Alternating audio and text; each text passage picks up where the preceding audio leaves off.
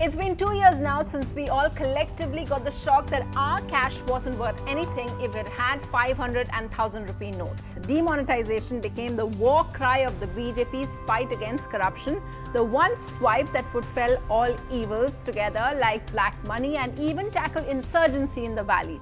While this has consistently been challenged by economists, and the last GDP figures also pointed out how more than 99% of the cash came back to the system, on its second anniversary today, the government went on a major push for its benefits again. This time, there was a change in the rhetoric. Instead of talking about erasing corruption and black money, which was also the key 2014 election promise, they focused on digitisation and widening the tax net. Their logic? The collection of money brought in many into the tax net. So take a look at what the finance minister said. Our object was not to confiscate their resources or money, but to find out who is keeping an illegitimate non-tax paid money.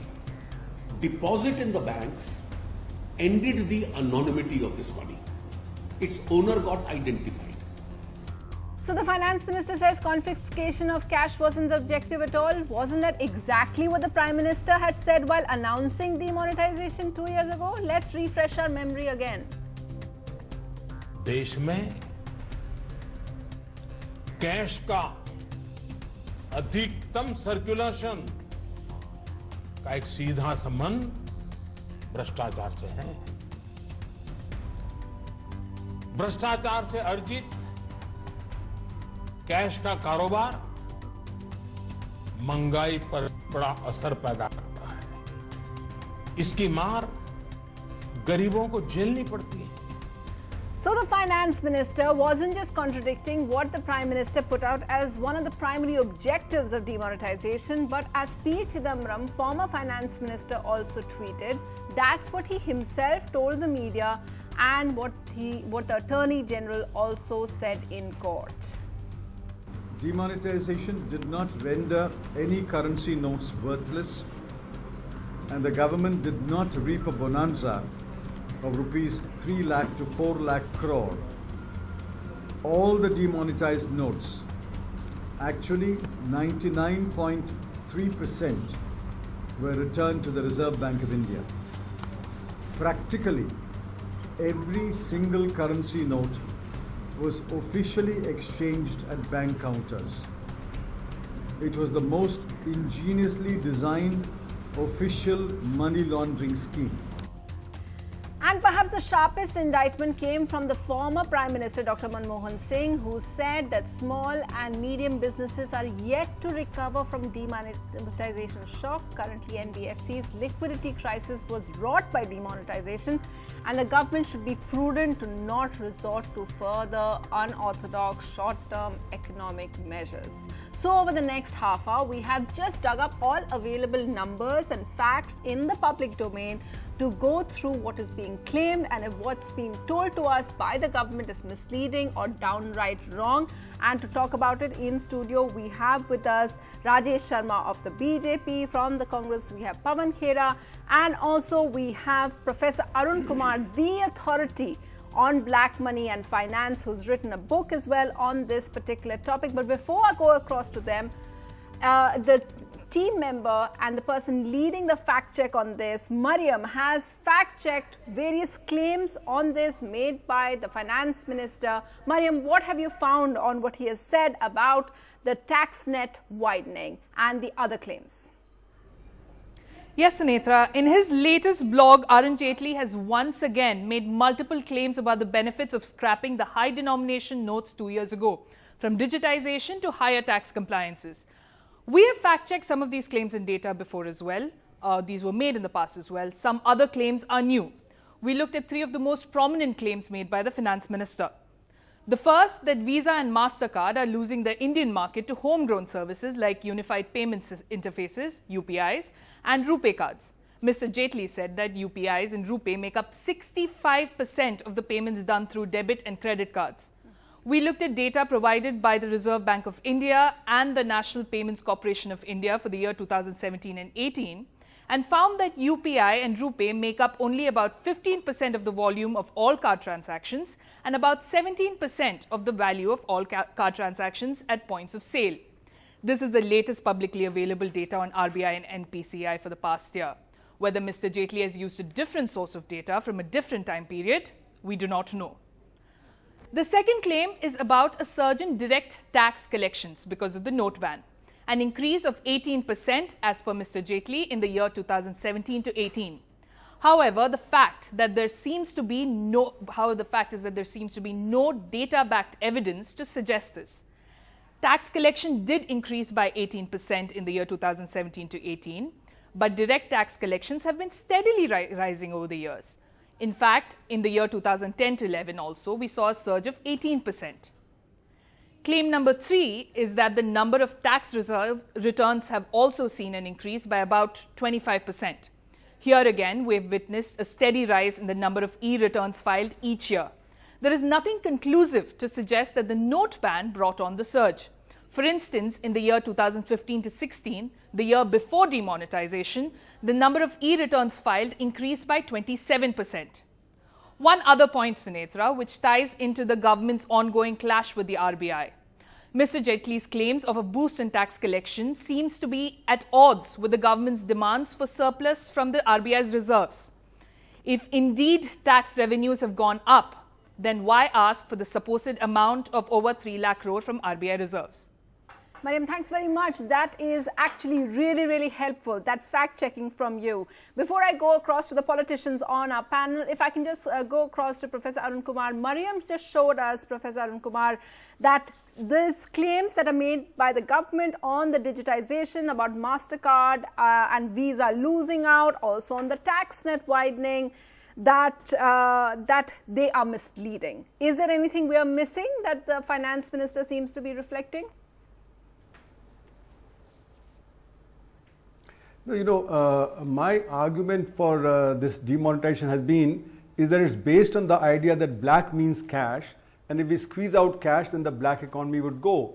This is a false notion because a lot of white economy also circulates with cash, and of the black wealth, only 1% is in the form of cash. Now, if you digitize, what the claim is that would bring out a lot of the black money that is circulating. But the argument is not correct because you have to show that if somebody deposits money in the bank, then that is black or white. So for instance, if a petrol pump does 20 lakh rupees of business every day, then in 15 days it would have deposited 10 crores, but that 10 crores was not black. Second point is that cash to GDP ratio doesn't signify what extent of corruption there is in the economy or black economy in the economy, because Japan has 18% cash GDP ratio, whereas Sweden has 1.4% and Nigeria also has 1.4%, India has about 10%. So simply saying that if we have less cash, then that would signify that the economy is becoming more clean, that also does not stand to reason. And as your reporter was reporting, what has been going on is that we have been moving towards digitization and electronic transfers, etc. for a long time. So we are becoming a less cash economy, but the question is the spurt that took place during demonetization, whether that spurt continued, and that clearly did not continue. So it was on a trend. So demonetization has little to do with really this digitization, etc. that is being claimed. And the point about the tax collections, Yes. rising, this is, as your reporter had reported, the trend has been there that the number of e-filers, the number of tax returns being filed, the amount of money collected, that's been going up. But the question is, a substantial amount of black economy had been brought into the tax net, then instead of a 0.5% rise in the direct tax GDP ratio, you should have seen at least a 4-5% rise in the tax GDP ratio. Right. So this rise that you see is because of the, the 7th pay commission, the increase in salaries, the fact that the inequality in the country is going up, and therefore there are more rich people, more billionaires, and they are paying the tax, but that doesn't mean that the black economy is getting checked. And that's what I want you to respond on, Rajesh Sharma ji, because, we are looking at the figures. What's interesting is it was claimed that rupee and UPI is making up 65%, but the figures from RBI show that it's only 15 to 17%. Finally, I can say that we are moving towards digitalization and we have grown in that front to great extent. Second thing, the main area where none of us has focused, lot of inquiries, 5,800 companies are being investigated, 18 lakh inquiries started, out of which 4,73,000 transactions versus PCS. We will go to that. I am asking you especially why there was why is there misleading on the fact that they are saying, government is saying, finance ministry is saying that digitization has been done and it is increasing to such an extent that RuPay and UPI is 65%, but the fact shows that it's only 15 to 17%. Why is this misleading being done? I can say that post-digitalization, you can check all the data. Post-digitalization, all the, not only UPI, every sector we have improved in digitalization, and we have covered on several things. See, I'll show you. We have improved on digitalization. I'm just going by public. All the no, Rajeshji, that doesn't seem to be correct, because if you go with the direct tax, which was the finance minister's big announcement today, right? It is. That it's widening the tax net and it's pumping money and more liquidity. Yeah. Well, if you look at the tax net, then it shows that the jump in 2010 was maximum at 18%. The jump in the number of people. No. Yeah. So in 2015, it was 7%. 16 and 17, post demonetization, it was 15%. In 2017, it matched it at 18%. So to say that it's the highest jump in the tax net since ever is wrong. Just prior to that, if you check, it was 5%, 6%, no, 9%, 12%. I'm No. saying, if See, you that's check the year-wise, that's the beauty of this today's. No, Rajeshji. That's the beauty of the figures. That's why we've chosen three things which you could easily check. I can say one thing. You can just look at this one data. thing, I have a data of 2013-14. Yes. 2013 the tax rose was by 13%. 6.38 The tax crore. it rose Last by year 13%, 14%, 9%, 7%. I'm asking, it was I'm talking about the 6.38 lakh increase. crore was the amount of direct tax collected in 13-14. It may be the now amount. it is 10 lakh crore. No. So definitely the tax net has Again, you're increased. misleading. Whatever query a person gives. Again, you're misleading. See, today, the finance minister said that the number of people joining the tax net, the number of people, the increase has been the highest ever. However, our research shows that the highest ever was matching 2000. Yes, indeed, 18% is the highest ever in 2017. But it was also there in 2010. So it is so highest. It's misleading. It is highest. So it's misleading. But it's how not it is because misleading? because How it's it is not misleading? It's It is not more according than to 18 now, demonetization. and it was less than 18 then. So definitely It is was not highest. less than 18. It So- was 18% in So 2010. it is more than 18 now. So definitely, if you say it is more than 18 now. So definitely it is highest. So the first thing. Second thing, just prior to that, that's if not you, true. Just prior to that, if you check, every year there used to be an increase of 5, 7, No, 6, 8%. that's what I'm saying. 13% increase in 2012-13. Can- 2013 and 14.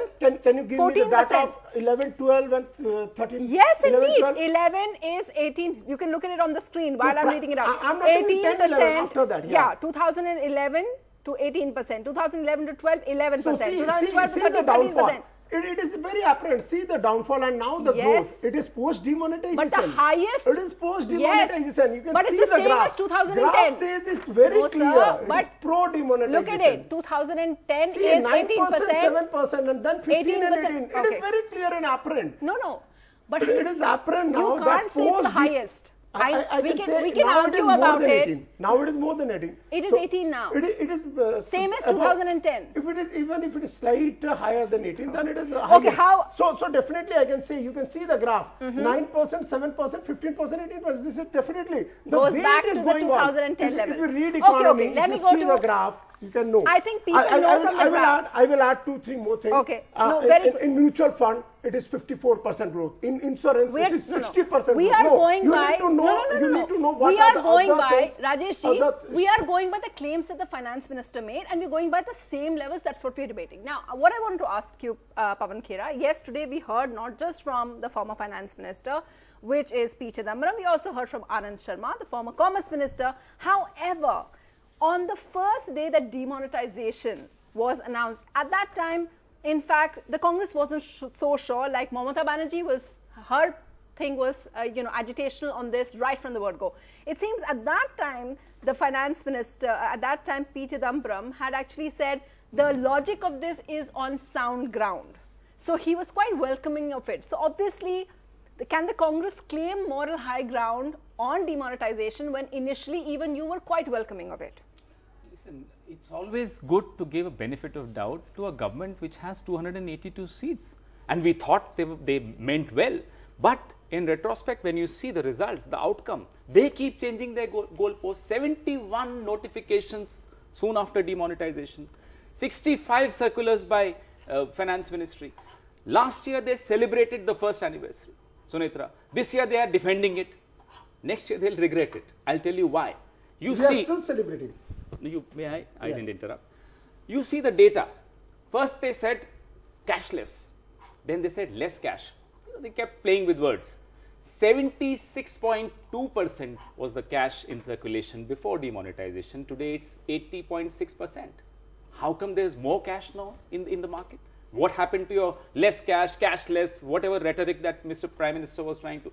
Now, problem with this thing is that first they go and commit a blunder, and the entire cabinet tries to justify it, giving different Naxalism, terrorism, black money, counterfeit. Counterfeit is an excellent data. They're not talking about it anymore. 4.2% counterfeit 16-17, 36.4% 17-18 counterfeit currency. What happened to the claim of demonetization, doing away with counterfeit currency? No, you don't even talk about it anymore.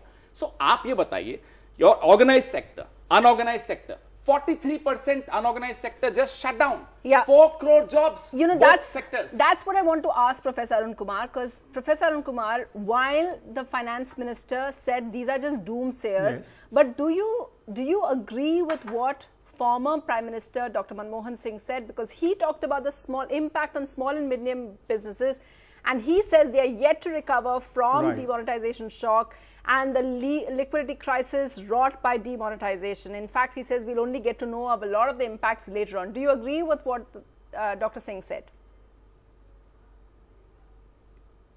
Yes, that's what I've been saying since day one, Yes, I that it's the remember. unorganized sector that is being impacted a lot because they transact in cash, you know, and when cash is short, their transactions stop, and therefore they don't have working capital, and when they don't have working capital, their production stops, and therefore there's unemployment in the unorganized sector, and large number of workers moved back from urban areas to rural areas, and that's why the demand for Manrega shot up. So in a sense, what we find is that the demand for Manrega remains high, and then soon after demonetization, we had a GST, which again was flawed, and therefore it impacted the unorganized sector even further. So in fact, there's been a double shock as far as the unorganized sector is concerned, and as was being said by Pawan, that you know the unorganized sector output is about 45% of the GDP. Now, if you hit 45% of GDP, and all the surveys from that time, like the Punjab, Haryana, Delhi Chamber of Commerce and Industry, All India Manufacturers Organization, State Bank of India, and even the RBI came out with a report in March 2017 Yes. saying how the consumer durables industry had been hit.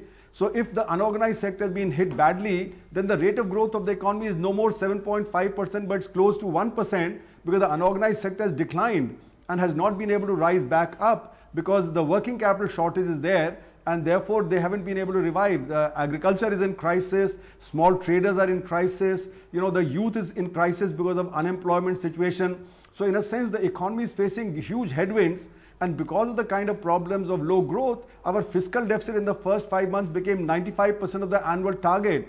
So therefore, there's a problem of the fiscal crisis exceeding, and now with elections coming, the Right. government would like to spend, and that's why it's wanting the RBI to give 3.5 lakh crore as funds from the RBI to the government so that it can spend, it can give loan waivers, etc., etc. So in a Right. sense, the economy is facing a deep crisis both internally and externally. And demonetization and GST are induced shocks by the policymakers, because in October 2016 it was being said Indian economy is doing very well, it's the fastest growing economy, but the moment demonetization came, immediately there was a huge shock to the economy, and the unorganized sector declined very rapidly, as we can see from the surveys that have been done by private sector and public sector units. You know what I find fascinating is you, of course, are pointing out all these, really, you're analyzing all of this as an economist. What I find interesting as a political reporter is that what has happened post demonetization 2 years ago, both sides, the critics and the BJP, they both look at a lot of the election results and they use it to defend their stance. So the BJP says, and that's what I'll get Rajesh Sharma on, the BJP says most of the state elections that have happened post demonetization, especially Uttar Pradesh, they have done very well. They won those elections. Today, P. Chidambaram, while speaking, said it obviously it shows it didn't do well because they won all the by-polls. So where's the truth? In 2014, we won with a huge margin. After that, every states we are winning. And if Uttar Pradesh was a big instance. And if one or two by-polls someone wins and every state. pats, Bihar By-polls and were Delhi a lot. also. By-polls No, were a lot many, most of the but all the states you you need won. to know, That's and true. you need to accept that you have been Yeah, losing. Uttar And if you are Pradesh. still Uttar having that Pradesh. arrogance here, you are not accepting it, is not fine. We have taken all steps Right. which will curb this type of corruptions. It is not only demonetization, Aadhaar link, 5 crore no, ghost explain, account Rajesh went, ji. GST, Rajesh ji, no, DBT, I'm cell talking company. about One elections. thing, One thing, Elections. Huh. post demonetization, cell companies, You made that 2,15,000 point. cell companies, You made and that. oppose that. If you know one thing, during Rajesh their ji, tenure, will you just answer my question? 18,000 Understood. cell companies were in at Okay, one address. just- They always I did not raise planted that, all sir. these things. They always I did tried not raise to that do all point. this type I'm of asking you corruptions. about And we will elections. stop all these things. We will Sir, not let. Now I'm the asking country you is about not elections. allowing that. Very good. I'm asking about Excellent elections. rhetoric. You said that, which is true, which is what I said as well, that you Every won a state. big state. But how would you explain losing the by-polls even in By-polls and even in states Madhya are Pradesh? different. By-polls- Even in Madhya Pradesh, where BJP is in power, you lost the by-polls, which is what the Congress is By-polls talking and about. I will ask by-polls them and about states Uttar are Pradesh. totally different. I will The ask them. states are for whole state. There we are winning, and if you win few by-polls No, and if many you pat by-polls. yourself, only on by-polls. Significant number of Lok Is Sabha the seats. by-poll, the number of by-polls and number of state, if you compare, so then we are Okay, on let number me of take it states. to you. Let me take it to I- you. No. I'm enjoying Public- this logic. public- Let him finish. Sir, public has given us the mandate and public has given us the certificate of all these reforms which you have taken. by-polls don't matter. Public has By-polls stand don't by us. matter. By-polls, they can come together, but when it comes to the state elections, none of these parties will come together. That's fine. This Mahagathbandhan or I'm talking about you Mahagotala will not be losing more than fair. 7 Lok Sabha seats. More than 7 Lok Sabha seats, I think you've lost since 2014. But I can see state after state. If Okay, you count all these states, understood. Now, I will not Pavan name Khera, one or you two. respond to I this. think How could you? Karnataka was also a One of the- by-poll. one of the- Entire state we one won. of the- Anyway, it was a one of by-poll. the- I am okay. willing to concede One that of the Karnataka was a things- by-poll. No, but arguing, taking the other argument, that Uttar Pradesh, one of the biggest states, they swept it. That was immediately Absolutely, after. That was absolutely. 2017. Just 6 months after, you expected it to be a sharp indictment of demonetization. It wasn't. There is an understanding people have now that this man, the Prime Minister of India, is a glib talker. People got carried away. Some of us got carried away. I'm being very honest about it. Now, everybody realizes they were trying to make fools of us. Now everybody realizes those industries that shut down could not revive. Now people realize that he was lying, not just misleading, I'm sorry, he was lying. Not just demonetization, on every count, whether it's jobs, whether it's farmers, whether it's women's safety, whether it's simplification of GST, and of course, to cap it all, demonetization.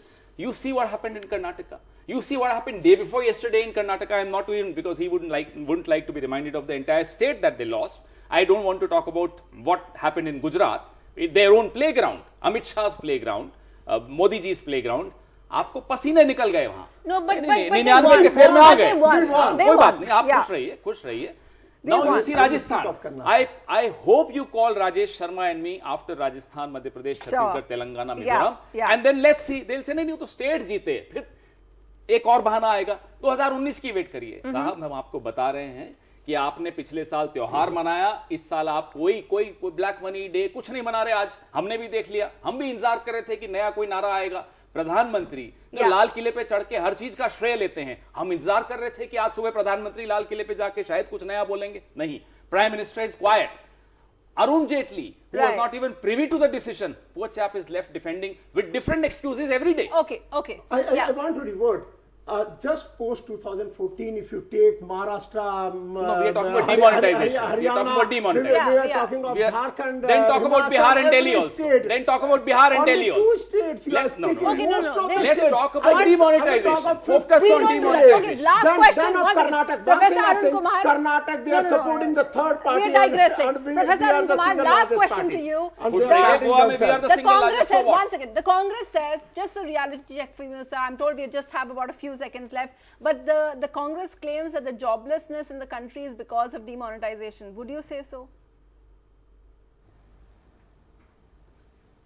You know, it has definitely had an effect, but jobless growth has been continuing for quite some time, but demonetization has added to that impact, and GST is further added to that impact by impacting the unorganized sector.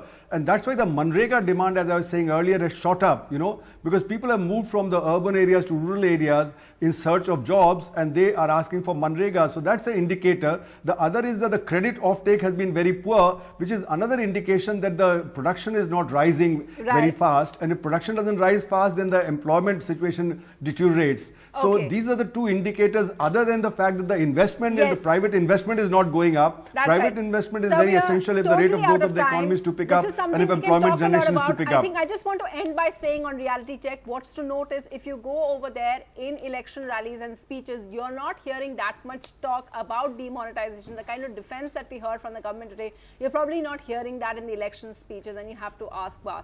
Thanks to all my guests. That's it on Reality Check. We'll be again back next week. Thanks for watching. Thank you. Thank you.